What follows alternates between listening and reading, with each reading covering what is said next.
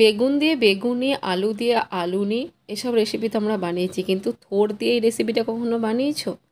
কিন্তু এর কি নাম দেবো সেটা এখনও পর্যন্ত আমি ঠিক করে উঠতে পারিনি। তোমরা যদি জানো বা তোমাদের যদি কিছু একটা নাম মনে হয় এই ভিডিও দেখার পর তোমরাই দিয়ে দিও। আমি তো আপাতত থোরের পকোড়া এই নামটাই দিয়েছি। তো যাই হোক, এই রেসিপিটা বানাবো আমিও কিন্তু প্রথমবার, আর প্রথমবারই রেসিপিটা কিন্তু একদম সেরা খেতে লেগেছে। থোর অনেকেই পছন্দ করে না, সেরকম একজন বাড়ির আমার মেম্বার আছে, সেটা হচ্ছে আমার মেয়ে। ও থোরের যদি নর্মাল কোনো রেসিপি বানিয়ে দিই একদমই খেতে চায় না, কিন্তু আমি জোর করে খাওয়াই হেলদি সবজি, সেই জন্য সেটা আলাদা জিনিস। তো এই রেসিপিটা বানানোর পর আমাকে একবারও জোর করতে হয়নি। তো রেসিপিটা বানানোর জন্য দেখো আমি এখানে প্রথমে একটা থোর নিয়েছি, এটা আমার বাড়ির গাছেরই থোর। তো থোরটাকে দেখো কেটে নিয়েছি, আর গাটা থেকে এর ওপরের যে আঁশটা সেটা অল্প তুলে দিয়ে আর গোল রিং পিস করে এটাকে কেটে নেব। তো দেখো এখানে রিং পিস করে কাটা হয়ে গেছে, আর জলে এটা ভিজিয়ে রেখেছি, না হলে কালো হয়ে যাবে। এবার এটাকে স্টিম করে নেব। তো একটু নুন আর হলুদ দিয়ে আমি এটাকে স্টিম করব। তো এটা যতক্ষণ স্টিম হচ্ছে তোমাদের কাছে একটাই অনুরোধ, ভিডিও যদি ভালো লেগে থাকে তাহলে please like, comment, share and subscribe করো। ফেসবুক থেকে দেখে থাকলে পেজটা ফলো করে দিও। তো দেখো আমি এখানে কিন্তু স্টিম করে নিয়েছি থোরটা, আর জলটা ছড়িয়ে নিয়েছি। আর চলো এবার একটা ব্যাটার বানিয়ে নেব। তো ব্যাটারের জন্য আমি প্রথমেই নিয়ে নিচ্ছি বেসন। এখানে নিয়ে নিলাম 2 চামচ বেসন।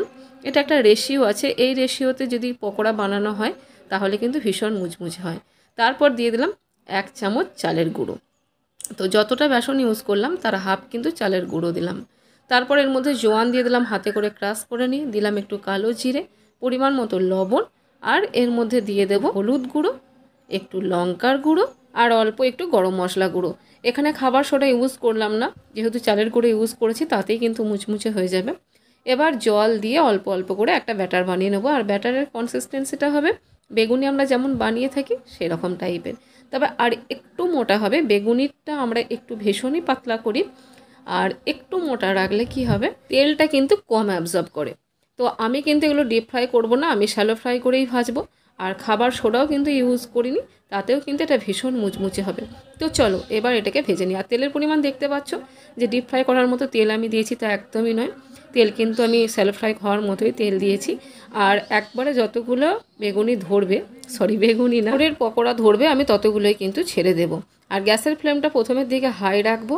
তারপর এগুলো হালকা একটু গোল্ডেন হলে আমি যখন উল্টাবো, আর উল্টানোর পরও যখন হালকা একটু গোল্ডেন হবে তখন কিন্তু গ্যাসের ফ্লেমটা আমি মিডিয়াম করে দেবো, লোতে করব না। তারপর মোটামুটি ভাজা হয়ে গেলে ক্রিস্পি হওয়া পর্যন্ত গ্যাসের ফ্লেমটা লোতে রেখে আমি এগুলোকে ভেজে নেব। তো এক কথায় গ্যাসটাকে কিন্তু অ্যাডজাস্ট করে করে এগুলো ভাজতে হবে, তাহলে তেলও কিন্তু কম অ্যাবজর্ব করে আর ভীষণ মুচমুচে হয়। দেখতে পাচ্ছ একটা দিক কিন্তু হালকা গোল্ডেন হয়ে গেছে, আমি সবগুলোকে এবার ফ্লিপ করে দিচ্ছি। সবগুলো কিন্তু ফ্লিপ করা হয়েও গেছে। এবার কিন্তু গ্যাসের ফ্লেমটা মিডিয়াম টু লোতে রেখে আর আমি এগুলোকে পুরো গোল্ডেন হওয়া পর্যন্ত ভেজে নেব, আর এতে কী হবে ভালো মতো ক্রিস্পিও হয়ে যাবে। তো দেখতে পাচ্ছ অনেকটাই কিন্তু আগের থেকে কালারটা চেঞ্জ হয়ে গেছে, মোটামুটি এগুলো কিন্তু তুলে নেওয়ার জন্য রেডি হয়ে গেছে। তো চলো এবার এগুলোকে আমি তুলে নিই একটা একটা করে। তবে তোলার সময় কিন্তু গ্যাসের ফ্লেমটা অবশ্যই বাড়িয়ে দেবে, নাহলে কিন্তু তেলটা অনেকটাই অ্যাবজর্ব করে নেবে। যে কোনো পকোড়া ভাজার ক্ষেত্রেই যখন তেল থেকে তুলে নেওয়া হয় তার মোটামুটি 10 থেকে 20 সেকেন্ড আগে তেলটাকে কিন্তু টেম্পারেচারটা হাই রাখতে হয়, তবে কিন্তু তেলটা এতটা অ্যাবজর্ব করে না।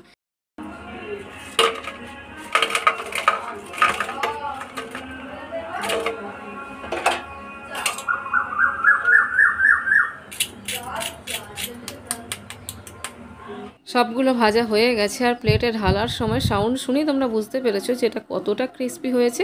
ইভেন চামচ দিয়েও যখন তোমাদের দেখালাম সেটার সাউন্ড শুনেও বুঝতে পেরেছো এটা কতটা ক্রিস্পি হয়েছে। তবে আর দেরি কেন, এবার তোমরাও ঝটপট বানিয়ে নাও, আশা করি তোমাদেরও ভালো লাগবে। আর এটা আমি লাঞ্চের সময় রেখেছি, তাই সাথে কোনো রকম সস বা চাটনি সার্ভ করিনি। তোমরা কিন্তু এটা ইভিনিং স্ন্যাক বা টি টাইমেও নিতে পারো, ভীষণ ভালো লাগে। আর লাঞ্চে যদি এটা সার্ভ করা হয় ভাত, ডাল আর এই যদি থোড়ের পকোড়া থাকে তাহলে এই গরমেতে আর কিচ্ছু লাগবে না, তার সাথে একটু স্যালাড, বাস। তো যাই হোক, অনেক কিছুই তো বলে দিলাম। তো তোমাদের এবার বলার পালা যে রেসিপি কেমন লাগলো। যদি ভালো লাগে প্লিজ একটা লাইক করে দিও, আর যদি খারাপ লাগে সেটাও কমেন্টে জানিও, আর আনলাইকও করতে পারো। ফেসবুক থেকে দেখে থাকলে আর রেসিপি ভালো লাগলে অবশ্যই পেজটাকে ফলো করে দিও, লাইক করে দিও, আর যদি খারাপ লাগে সেটাও কমেন্টে জানিও, ডিসলাইক করে দিও। তো আজকের মতো বিদায় নিচ্ছি, আবার দেখাবে নেক্সট রেসিপিতে। ততক্ষণের জন্য সবাই ভালো থেকো, সুস্থ থেকো, সাবধানে থেকো, টাটা।